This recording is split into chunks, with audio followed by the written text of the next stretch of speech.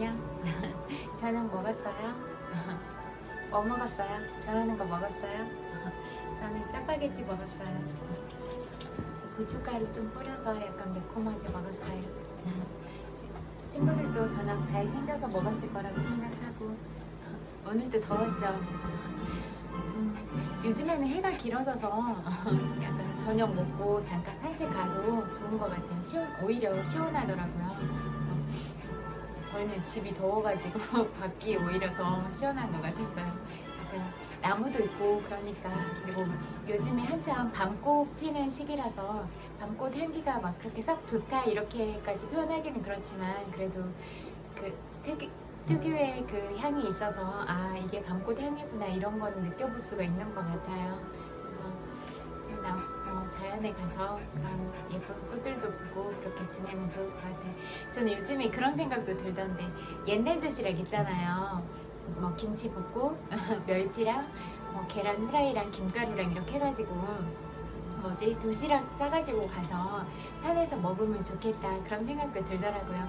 그렇게 하면 뭐 간단하잖아요. 많이 뭐 여러 가지 준비해야 되는 거 아니니까. 근데 또 야외에서 먹으면 좀 더 기분이 새로울 것 같은 거예요. 집 근처에 뭐 소나무 밭도 있고 그러거든요. 그러니까 그런 데 가서 의자도 있고 그러니까 거기 앉아서 소풍 나온 것처럼 그렇게 먹으면 좋겠다 그런 생각도 들었었어요. 친구들도 주변에 가까운 둘레길이나 또 어떤 쉴 수 있는 그런 장소가 있으면 그렇게 간단하게 뭐 싸가지고 가서 그렇게 먹어도 좋을 것 같아요. 그냥 뭐 친구들이랑 가는 것도 좋은데 그냥 오롯이 혼자가 돼서 그렇게 자연도 느끼고 또 혼자 생각도 정리하고 이런 시간들도 저는 좋더라고요. 그리고 또 뭐라고 할까 이렇게 안으로 혼자 스스로가 채워지는 에너지가 많으면 그 채워진 에너지로 또 다른 사람들한테 좋은 에너지를 줄 수도 있고 그런 것 같아요. 근데 내가 너무 많이 지치고 체력적으로나 정신적으로 소진되거나 그랬을 때는 정신도 날카로워져 있고 또 신체랑 그렇게 마음이 연결이 돼 있으니까 또 몸도 피곤함을 더 느끼고 그러는 것 같아요. 그러니까 또 저도 분석적인 편이라서 이런저런 생각을 많이 하면 뇌 활동이 활발해지면 많이 피곤하더라고요. 생각할 거리가 많거나 그러면 또 생각들은 계속 그런 연쇄작용을 해서 꼬리에 꼬리를 물고 계속 그런 분석을 하게 되고 이러잖아요. 그러니까 그렇기도 하고 그러더라고요. 그리고 또 여름이니까 오히려 음식들도 잘 챙겨 먹고 그래서 몸 건강도 챙기고 그러는 게 좋을 것 같다 이런 생각도 들고 또 오히려 또 실내에 가면 에어컨 같은 거 강하게 틀 수도 있잖아요. 그런 매장 상태나 이런 거에 따라서 그러니까 냉방병 걸리지 않게 코티기 스카프 같은 것도 챙기고 얇은 가디건이나 그런 것도 챙겨가지고 그냥 가방에 넣어가지고 다니면서 그렇게 입으면 좋겠다 그런 생각도 해봤어요. 또 책 읽어드릴게요. 놓아버림 읽어드릴게요.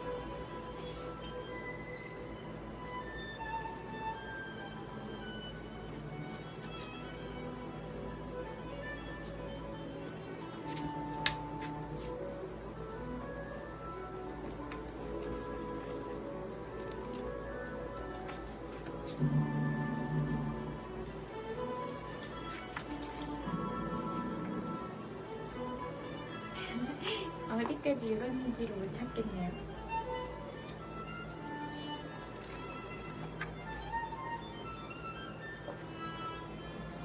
적어놨을 것 같은데.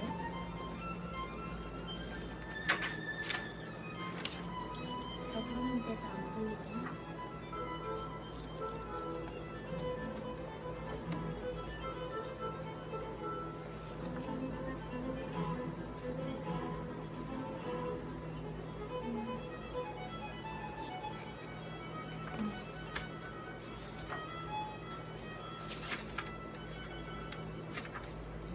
자기 희생.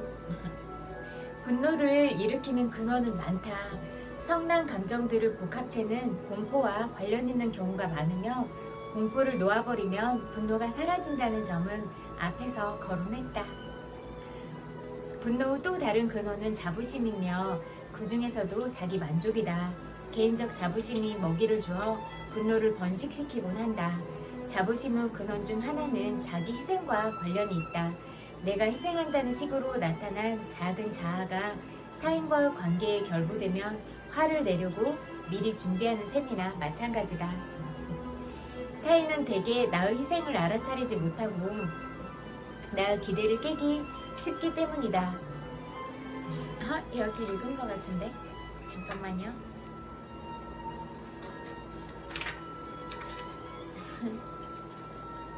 여기 읽었어요. 만성 울분. 만성적이고 자각하지 못하는 분노와 울분은 자신을 향하는 노인 우울증이 되어 삶에 나타난다. 또한 무의식에까지 영향을 미치면 시민성 신체질환으로 나타나기도 한다.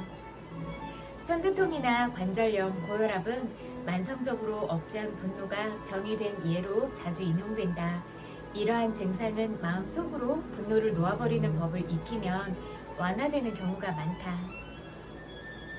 예를 들어 실험 참가자들이 부정적 감정을 놓아버리는 방법을 지도받기 전과 후 혈압이 어떻게 달라졌는지 측정한 연구가 있다.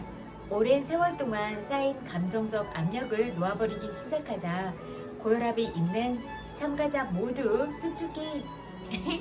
수축기 확장기 혈압이 떨어졌다. 더불어 스탠포드 대학교 용서 프로젝트에서도 분노와 우울을 포기하는 것이 심장에 이롭다는 사실이 확인되었다. 이 프로젝트에서는 북아일랜드 구교도와 신교도 간의 분쟁에서 희생된 아동의 부모들이 적을 향한 분개심을 놓아버림을 배웠고, 그 결과 그들의 심장, 건강 및 체력 측정 장치가 현저하게 향상되었다. 말 그대로 용서가 그들의 심장을 치유한 것이다. 앞서 이야기한 대로 근육 테스트를 통해 분노와 울분은 육체와 감정, 에너지 흐름, 뇌방구 동기화에 파괴적 영향을 끼친다는 점을 즉시 입증할 수 있다. 분노는 이른바 적을 죽이는 것이 아니라 분노한 사람을 죽인다. 화났을 때 분노한 1인으로서 반성해야겠네요. 근데 성질나게 하는 것들이 너무 많아. 진짜. 우리가 정당한 분노 같은 것이 존재한다고 믿기를 바란다. 이런 분노는 도덕주의자처럼 분개하는 모습으로 나타난다. 도덕적인 분개를 잘 살펴보면 자기 만족과 자부심으로 지탱된다는 것을 알 수 있다. 우리는 어떤 상황에서 자신은 확실히 옳고 상대방은 확실히 잘못되었다라고 생각하기를 좋아한다. 이렇게 분노하면서 일시적이고 하찮은 저질 만족을 얻지만 근육 테스트를 해보면 감정 및 육체 건강 전반에 어떤 손실이 있는지 확인할 수 있다. 만성적인 분노와 울분으로 치르는 대가는 질병과 때에 이른 죽음이다. 내가 옳다는 작은 만족에 그런 대가를 치를 가치가 있을까?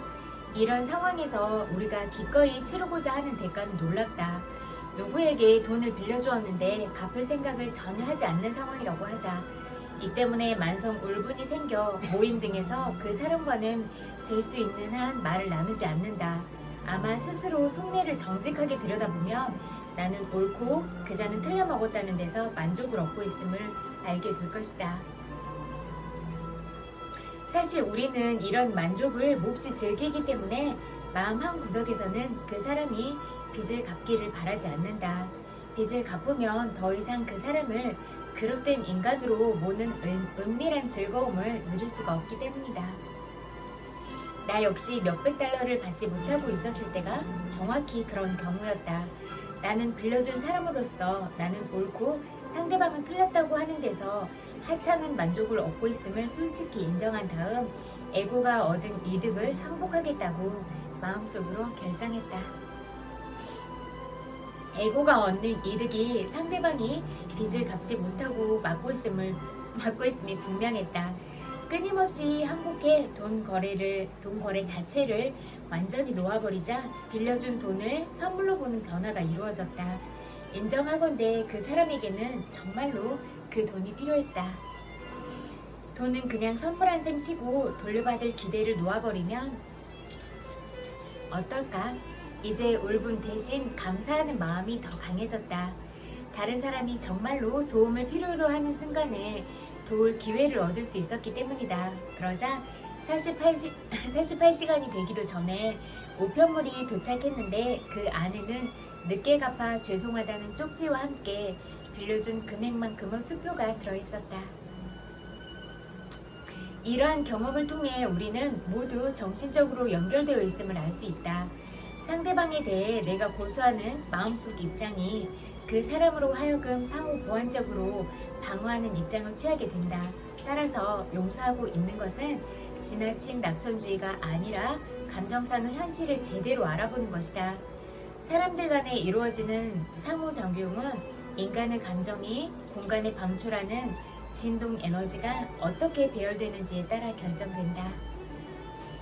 진동 에너지는 그와 결부된 생각 형태와 함께 판독 가능한 기록을 만들어낸다.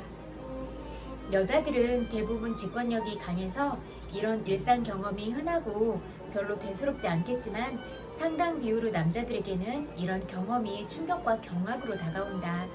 이 사회에서 남자들은 특징적으로 좌뇌 성향을 갖고 있으므로 오뇌 기능의 특징인 직관보다는 이성과 논리가 발달했다. 계속해서 부정성을 놓아버려 내면에서 감정 치유를 일으키면 좌뇌 기능과 오뇌 기능 간 균형이 좋아진다. 남자도 직관적 능력을 가질 수 있다. 그런 능력이 나타나는 것을 알게 되면 남자들은 보통 놀라면서도 좋아한다. 이 직관적 능력이 더 뛰어나게 되는 거는 늘 긍정적인 생각을 하고 좋은 기분을 유지하고 또 다른 사람에 대해서도 늘 사랑스러운 마음을 갖고 그랬을 때 이게 직관력이 막히지 않고 그렇게 제대로 된 그런 영성들을 발휘할 수가 있거든요. 이런 부분도 염두에 두시면 좋을 것 같아요. 그러니까 어떠한 경우에도 긍정적으로 생각하고 좋은 기분 상태에 있는 게 어떤 최상의 것들을 끌어당겨오는 그런 기본적인 출발이고 나랑 타인이 다르지 않다고 생각하고 타인이 잘된 일을 진심으로 축복해주고 그런 것들이 나한테 더 좋은 것들을 끌어당기는 그런 법칙이라고 볼 수 있어요. 이성과 논리로는 도저히 이해할 수 없는 상황을 한눈에 읽을 수 있는 것은 놀랍고도 만족스러운 경험이다. 직감을 통해 임시로 가설을 세운 다음 이성과 논리를 통해 그 가설을 확인하는 것이 이상적이다. 이렇게 하면 오해와 오산에서 생기는 분노가 없어짐은 물론 감정을 더욱 눈난하게 장악할 수 있다. 또한 감정을 포기하겠다는 자발성만으로도 분노가 소멸된다. 더 나은 길을 찾을 것이며 더 이상 분노에 의존하지 않을 것이며 용기와 받아들임의 수준으로 올라가겠다는 결정의 총화가 자발성이다. 이런 자발성이 있으면 분노 놓아버림의 과정이 이미 시작된 것이다. 무술을 배우는 사람이라면 잘 알고 있듯이 분노는 무력함과 취약함을 드러내는 표시다. 분노하는 것은 상대방에게 무기를 넘겨주는 것과 같다. 그 이유는 근육 테스트를 통해 알아볼 수 있다. 화난 사람은 근력이 이미 절반으로 줄기 때문에 육박전에서 승리하는데 결정적인 타이밍을 놓치게 된다. 일반적으로 사회에서 화를 잘 내는 성향도 남자다운 마초의 자질에 포함된다. 우리는 사람들이 자부심에 똘똘 뭉쳐 의기양양한 태도로 자기가 그 녀석에게 어떻게 호통을 치는지 이야기하는 것을 본다. 이렇게 자문해보자. 적이 왜 필요하지? 적 하나를 추가하지 않아도 우리 삶에 부정적으로 영향을 주는 것들은 이미 충분하지 않나? 게다가 모든 감정은 우주 진동 에너지를 방출한다는 사실을 볼 때 적으로 여기는 사람들에 대한 부정적 생각 형태로 자신을 애워쓸 이유가 있을까? 왜 굳이 사람들을 적으로 붙들어 놓으려고 내면의 울분과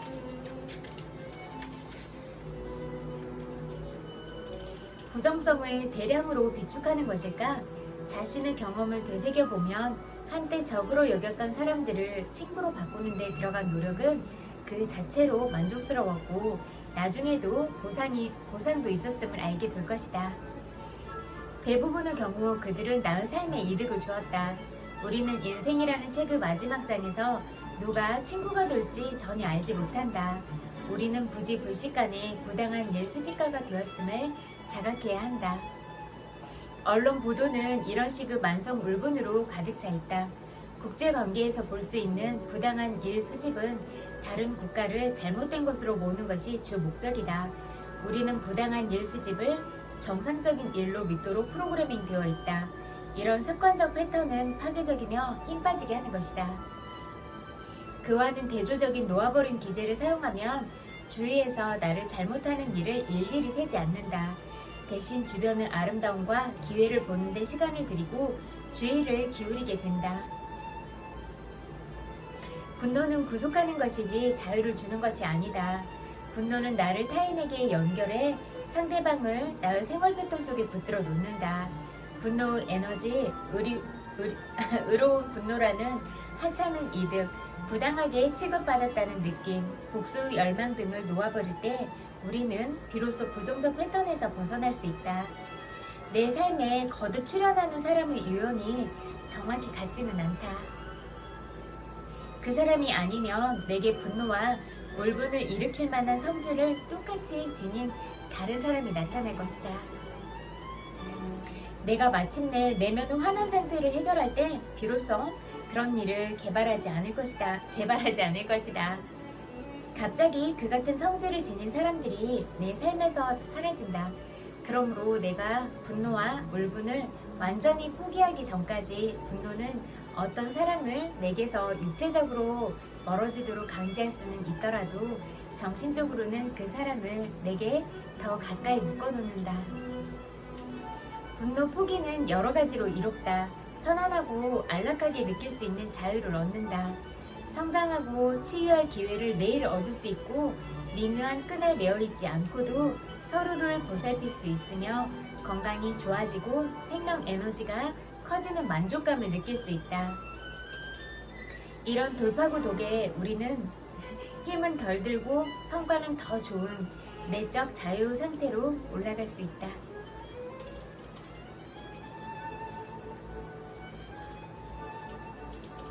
자부심. 자부심이라는 말은 되게 좋은 것으로 생각하고 사용한다. 그러나 자부심을 잘 들여다보면 지금까지 논의한 다른 부정적 감정과 마찬가지로 사랑이 전혀 없다. 따라서 자부심의 본질은 파괴적이다.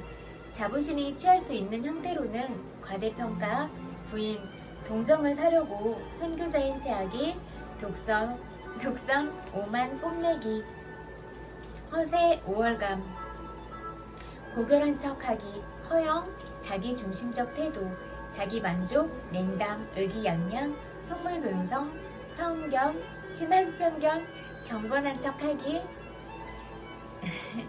경멸, 이기심, 가차없음, 버릇없음, 엄격함, 잘난 체하기, 자주 비판하기 등이 있고 자부심은 가벼운 형태로는 대충 속단하는 태도도 있다. 지적 자부심은 무지를 낳고 영적 자부심은 영적으로 발전하고 성숙하고자 하는 이들 누구에게나 가장 큰 걸림돌이 된다. 자신만이 올바르고 유일하게 참된 길에 속해 있다는 종교적 자부심은 모든 종교전쟁과 대립, 중세 카톨릭의 종교재판 같은 음울한 사건을 일으키는 요인이다. 그 중에서도 가장 큰 화근은 종교적 자부심으로 말미암아 특정 신앙을 공유하지 않는 사람을 죽일 자격이 자신에게 있다고 보는 태도다. 우리는 모두 나는 답을 안다는 자부심에 참 기분 탓에 성장하거나 발전하지 못한다. 마음의 독선적인 부분이 독선을 위해 그 사람의 나머지 모든 면을 희생하는 것도 불사한다는 점은 흥미로운 사실이다. 사람들은 잘못을 인정하느니 십자군 전쟁 같은 종교전쟁처럼 목숨마저 포기해 생명의 모든 것을 애고 재단에 바치려 한다. 우리 사회에서 남자다움을 상징하는 마음속 프로그램에 대해 남자들이 갖는 자부심은 그들의 내면에서 감정 발달이나 정신 발달에 걸림돌이 된다.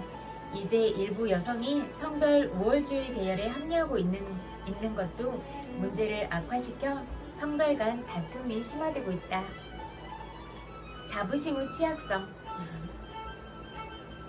자부심에 찬 사람이 끊임없이 방어적인 것은 허세를 부리고 부인하는 태도는 상처를 쉽게 받기 때문이다. 역으로 겸손한 사람이 비록 굴욕감을 느낄 수 없는 것은 자부심을 놓아버린 덕에 자부심에 상처받을 일이 없기 때문이다. 그들의 마음속에는 자부심 대신 안도감과 자존감이 있다. 자부심으로 진정한 자존감을 대체해 보려고 애쓰는 사람이 많다. 그러나 자부심을 포기할 때 비로소 진정한 자존감이 생긴다. 에고를 키운다고 내면이 강인해지지는 않는다. 오히려 상처에 더욱 취약해질 뿐이며 공포 정도가 커질 뿐이다. 자부심 상태에 있으면 자신의 생활 방식이며 직업, 주변 사람, 차림새, 자가용무 연식과 제조사, 조상, 국가, 정치적 신념체계, 종교적 신념체계 등에 끊임없이 집착하며 그것을 옹호하는 데 에너지를 낭비한다. 노상 겉모습에 사로잡혀 있고 남이 어떻게 생각할지 신경 쓰는 탓에 남의 의견에 상처받기 쉬운 상태가 계속된다. 자부심과 허세를 포기하고 나면 어떤 안도감이 내면에 들어선다. 더 이상 자신의 이미지를 지킬 필요를 느끼지 못하면 타인이 가하는 비판과 공격이 줄어들다가 결국 멈춘다. 옳다고 확인받거나 증명할 필요를 놓아버리면 도전받을 일도 서서히 줄어든다. 여기서 의식의 기본 법칙 하나를 알 수 있다. 방어적 태도는 공격을 자초한다. 자부심의 본성을 자세히 살펴보고 나면 놓아버림이 쉬워진다. 자부심이 더 이상 소중하게 생각되지 않기 때문이다. 자부심이 실은 허약하다는 사실을 보게 된다. 자부심 뒤에 몰락이 따라온다라는 격언은 옳다. 자부심은 살얼음과 같아서 용기나 받아들임, 평화에서 나오는 바위같이 단단한 진짜 힘을 대체하기에는 너무 빈약하다.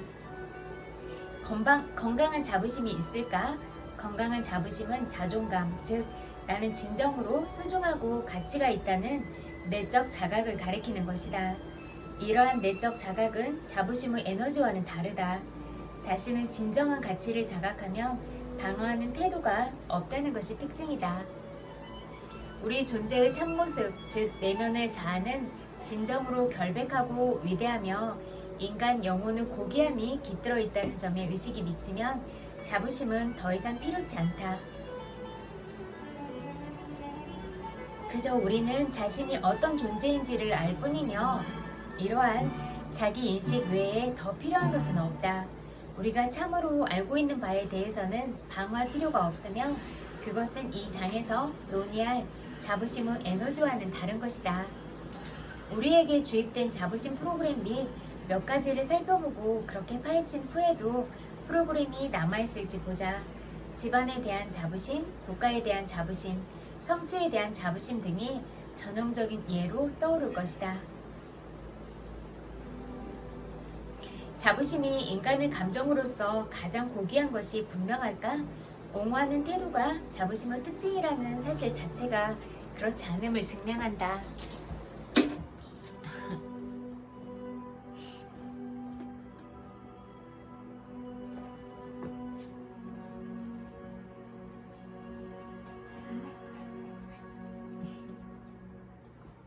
소유물이나 자신이 속해 있다고 여기는 조직에 자부심을 가지면 방어해야겠다는 의무감도 생긴다. 자기의 발상과 의견에 자부심을 가지면 논쟁과 갈등, 비애가 끊임없이 이어질 뿐이다. 자부심보다 높은 감정 상태는 사랑하는 상태다. 가족, 국가, 성취 등 위에서 언급한 전부를 사랑하면 마음속의 가치의 문제는 떠오르지 않는다. 방어하는 태도를 취할 필요가 없어진다. 의견 주장도 자부심의 일면인데 진정으로 알아보고 알아주는 마음의 의견을 대체하면 논쟁을 벌일 여지가 없어진다. 어떤 것을 순전히 사랑하고 감사하게 여기는 입장은 견고하기 때문에 공격이 불가능하다. 자부심은 상처받기 쉬운 것이라 해소될 필요가 있는 어떤 의아한 점이 자부심 속 어딘가에 있기 마련이고 상대방은 재빨리 그 의아한 점에 집중한다. 의아한 점이 모두 없어지면 의견과 자부심도 사라진다. 자부심에는 마치 자부하려는 어떤 것이 그 자체로는 인정받을 만하지 않는 양, 인정해달라고 양해라도 구하는 듯한 미묘한 인상이 있다. 사랑과 존경을 받을 가치가 있는 것에는 옹호자가 있을 필요가 없다. 자부심은 논란의 여지가 있음을 미묘하게 나타내고 있어서 그 대상의 가치에 의문의 여지가 있다. 우리가 어떤 것을 진실로 사랑해 그것과 하나가 되는 것은 그것이 본디 완전함을 알기 때문에 가능하다. 사실 결함 자체가 어떤 것의 완전성에서 핵심적인 부분이 되는 이유는 우주에서 보이는 만물이 무언가로 되어가는 과정에 있기 때문이다. 이 과정에서는 완전한 상태인 채 차츰 나아가는 것 자체가 완전성의 일부다. 따라서 반쯤 핀 꽃은 불완전하기 때문에 보호해야 하는 것이 아니다. 꽃이 피는 과정은 우주 법칙에 따라 정확하고도 완벽하게 진행된다. 마찬가지로 지구상의 각 개인은 모두 그와 같은 완벽성을 펼치고 있고 기르고 있고 배우고 있고 삶에 반영하고 있다. 그런 점진적 과정이 우주 법칙에 따라 정밀하게 펼쳐진다고 할 수 있다. 자부심이라는 입장의 결정 가운데 하나는 앞서 이야기했듯이 상처받기 쉽다는 점이다. 상처받기 쉬우면 공격을 자초한다. 사회에서 목격하듯이 자부심에 찬 사람들은 비판을 끌어들인다. 또한 쉽게 상처받기 때문에 자부심 뒤에 몰락이 따라온다 라는 속담도 등장했다. 성경을 보면 루시퍼는 위상이 대단했는데도 자부심이 아킬레스 건이었다.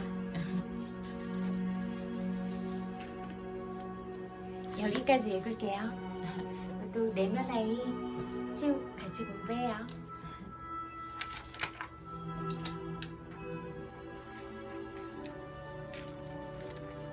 성장장애.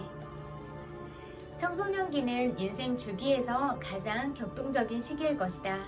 안나 프로이트는 청소년기에서의 정상적인 모습이 다른 시기에서는 대단히 신경증적인 증상으로 여겨질 수 있다고 지적했다. 비록 이전의 모든 단계에서 건강한 방식으로 해결되었음에도 불구하고 심각하게 상처받은 내면 아이에게서 나오는 문제들을 상상해보라. 우리 중 많은 이들은 굳이 상상할 필요가 없다. 지금도 그것들과 함께 살고 있지 않은가. 나에게는 모순적인 특징이 조울증적인 행동으로 나타났다. 거칠고 무분별한 행동의 표출은 곧바로 심각한 우울증으로 바뀌었다. 나는 결손 과정의 아이들과 어울림으로써 나 자신에게서 멀어졌다. 우리는 난잡한 매춘 행위나 술을 마시는 행동 등을 통해 엄격한 가톨릭 교육에 반응했다. 알코올에 반응하는 나의 유전적인 성향은 곧 나를 힘들게 했다. 13살 때부터 술을 마시면서 문제를 일으켰던 나는 곧 알코올로 인한 기억 상실 증상을 나타내기 시작했다.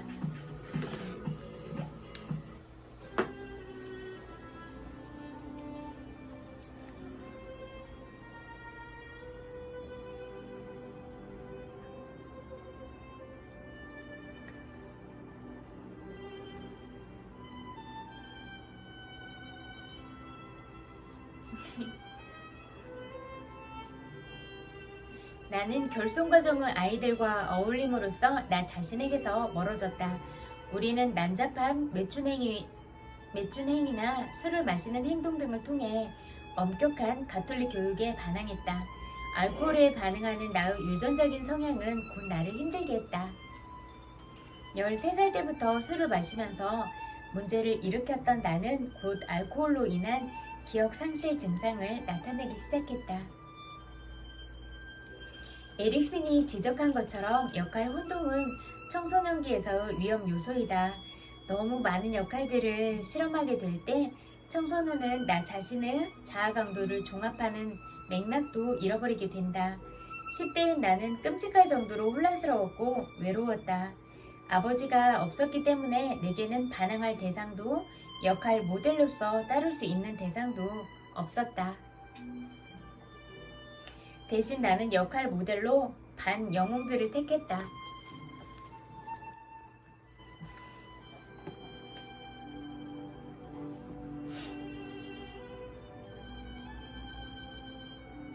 이것이 소위 부정적 정체성의 뒤에 숨어있는 역동이었다. 나는 내가 누구인지를 몰랐기 때문에 나 자신을 내가 아닌 다른 존재와 동일시해버렸다. 나는 이 사회의 모든 보수적이고 고지식한 사람들과는 달랐다.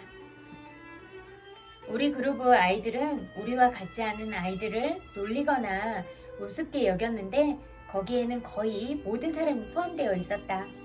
부정적인 정체성을 가진 사람들은 낙오되거나 인생의 비주류에 서서는 다른 사람들을 비웃곤 한다. 하지만 사실 나는 삶이 무서웠다.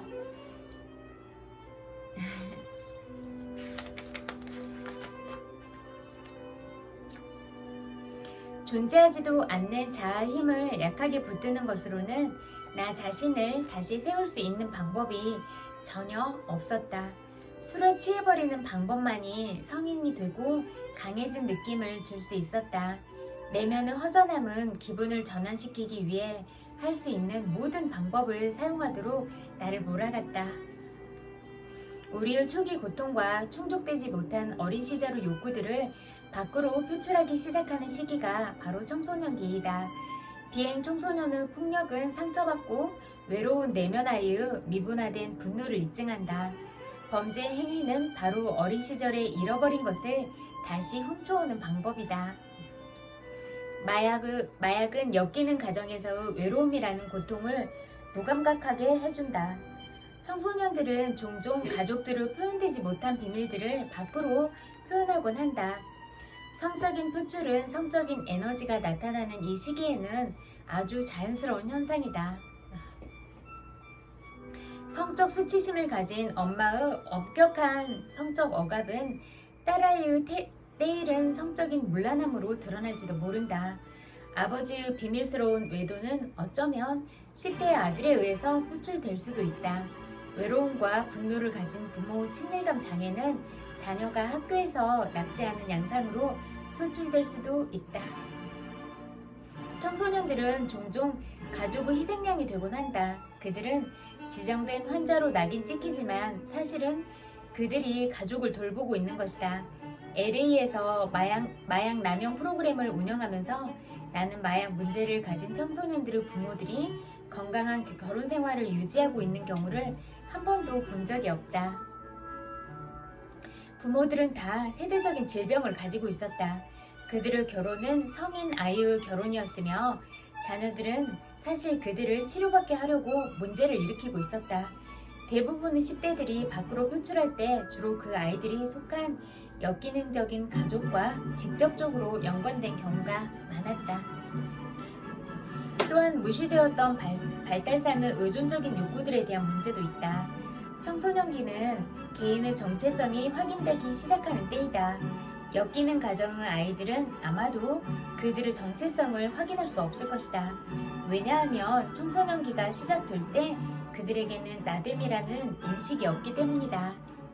우리 가족의 경우 알코올 중독자인 아버지가 우리를 버리면서 남은 가족 구성원 간에는 아주 심각한 과잉 밀착 관계를 형성하고 있었다. 우리 가족의 금우라는 다음 그림에서 잘 나타난다. 이 그림에서 보는 것처럼 우리 가족 중 누구도 온전하게 분리된 자기를 갖고 있지 못했다. 우리들 각각은 다른 가족 구성원들의 일부였다. 그래서 우리 중 누군가가 어떤 감정을 느끼면 다른 가족 구성원들도 똑같이 느꼈다. 엄마가 슬프면 우리 모두가 슬펐다. 엄마가 화가 나 있으면 우리 모두도 그렇게 느꼈고 엄마의 분노를 멈추게 하기 위해 애썼다. 내가 나 자신의 정체성을 만들기에는 기반이 너무나 빈약했다. 역할 혼동이 증대되면 고립감과 내적인 공허감이 증가한다. 한 사람이 가족 체계에서 수행하는 가장 중요한 역할이 이 시점까지는 정체성을 갖는 데 가장 유용한 방식이 된다.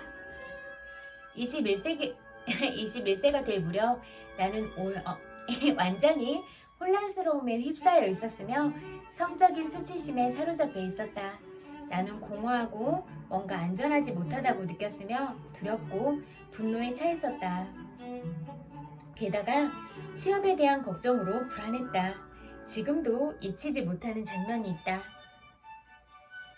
그때 나는 시내를 걸어가면서 이 많은 사람들이 어떻게 직장이며 차와 집을 다 갖고 있을 수 있는지 궁금해하면서 나는 절대로 잘할 수 없을 거라는 느낌에 압도당했었다. 내 안의 뿌리 깊은 수치심 때문이었다. 결국 나는 가족 체계 안에서 나에게 주어진 역할에 굴복할 수밖에 없었다. 나는 계속해서 스타가 되었다. 나는 고학년의 학생회장이었으며 학교 신문의 편집장이었고 공부 잘하는 우등생이었다. 이런 역할들에 대해서 알코올 중독에다 아버지가 없는 아이들의 또래 집단 속에 속해 있었다. 그렇지만 가장 중요한 내 역할은 보호자였다. 왜냐하면 그 역할이야말로 내가 정말로 중요한 존재임을 느낄 수 있는 방법이었던 것이다. 아버지가 돌아가시자 나는 집안의 작은 남자가 되었다. 나는 동생들의 작은 부모였다.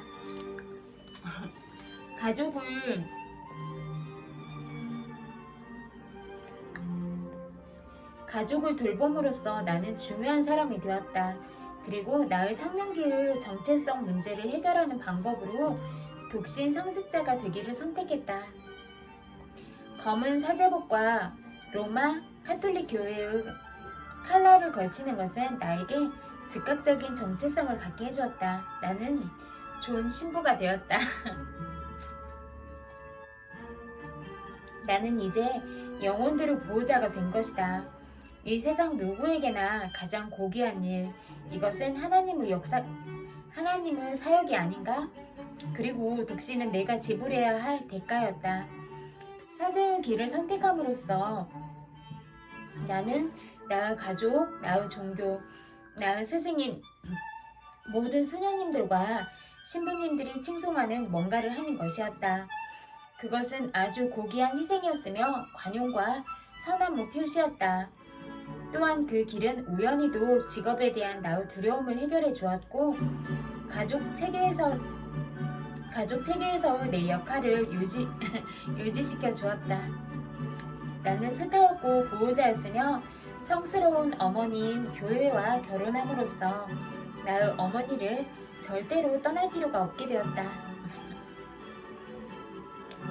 그러나 이런 잘못된 정체성 밑바닥에는 외롭고 혼란스럽고 두려움에 떨고 있는 작은 소년이 버려져 있었다. 여기까지 읽을게요.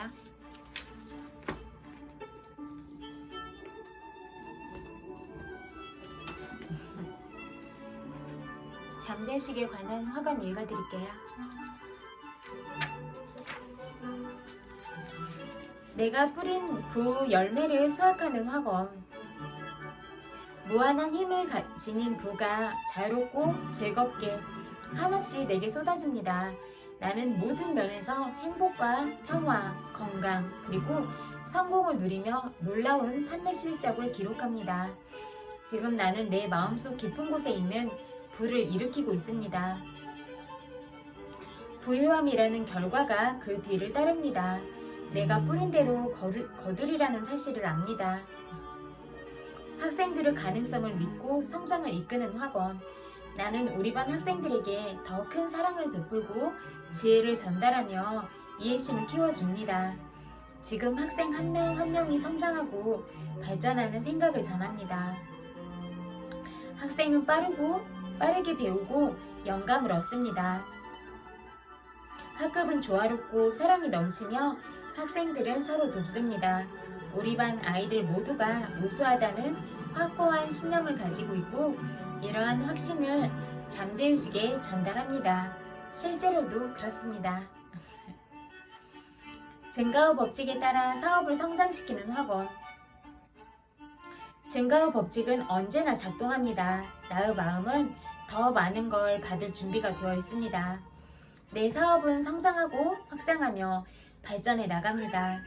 언제나 처분음실 정도로 재정적으로도 여유롭습니다. 내 안의 무한한 보고는 내면뿐만 아니라 외적으로도 넘치는 불을 가져다 줍니다. 마음과 가슴을 열어 풍요로움과 불을 받아들입니다. 내면과 외면이 점점 더 풍요로워지고 있습니다. 고객과의 관계를 돈독하게 해주는 학원. 나의 말은 나와 연락을 하거나 사업을 하는 모든 사람을 치유하고 활력을 불어넣으며 번영하게 합니다. 나의 고객들은 거래에 만족하며 부자가 됩니다. 살아있는 말의 힘을 사용한 부학원. 부자가 되고 성공하게 해달라고 잠재의식에 명합니다. 이 말이 잠재의식에 가라앉는다는 걸 압니다. 이 말이 무엇을 뜻하는지 압니다. 말에는 진심이 담겨 있습니다. 재정이 탄탄하고 필요한 만큼 돈이 있음에 감사합니다. 현명하게 유산을 나누는 학원. 재산이 신성하게 분배되고 조정 과정이 조화롭습니다. 제 것이라고 생각하는 만큼은 몫을 받습니다. 형제 자매에게 축복을 내리면 그들도 저를 축복합니다. 모두가 만족스럽도록 재산이 분배됩니다. 대출 미납자의 축복을 비는 학원. 누구누구 일이 잘 풀리고 모든 일이 수배로 늘어납니다. 누구누구는 모든 빚을 빠르게 갚습니다. 그는 정직하고 성실하며 정의롭습니다. 수표를 주셔서 고맙습니다. 누구누구는 축복을 받습니다. 우리 모두 은총을 받았습니다. 내 안에 무한한 힘을 믿는 학원.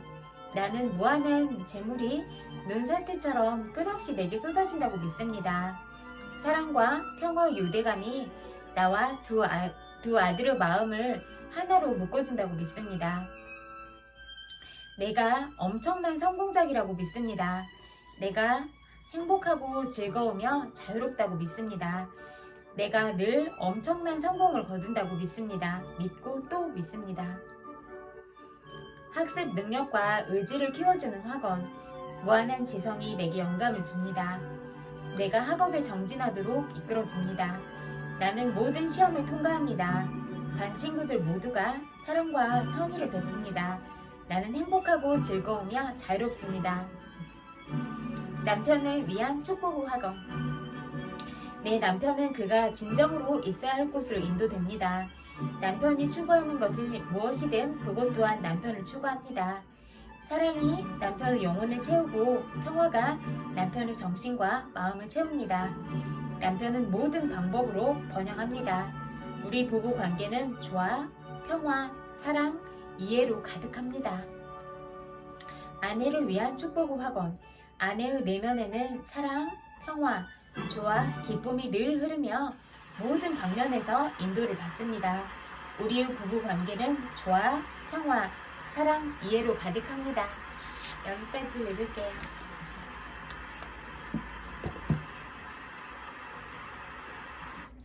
친구들, 오늘도 또 제 이야기 들어주셔서 너무너무 감사해요. 그리고 오늘 친구들이 어떤 하루를 보냈을지라도 고생 많았다고 위로해드리고 싶어요. 타닥타닥. 엄청 고생 많았어요. 그리고 100만 번 볼뽀뽀 보내드릴게요. 엄청 많이 사랑해요. 또 잘 때 시원하게 자세요. 편안한 마음으로, 긍정적인 마음, 그리고 좋은 기분으로 잠드세요. 모두 굿나잇. 안녕.